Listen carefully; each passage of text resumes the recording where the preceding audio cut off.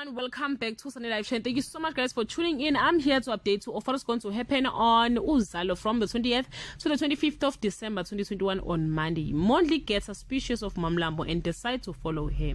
Nonka's world comes crashing down before her eyes. Mr. Mbatha suspects a scandal is brewing between Pastor Gwala and Lily on Tuesday. Mondli plans a sting operation to nab the drug dealer in Kwamashu. Nonka undergoes a spiritual cleansing and Sbu gets an offer of a lifetime on Wednesday.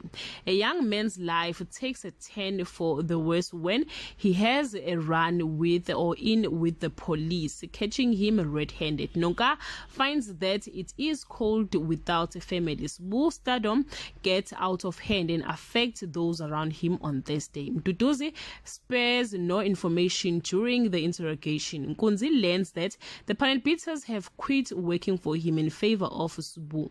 Nyawo takes on wallet in the spelling bee competition on Friday.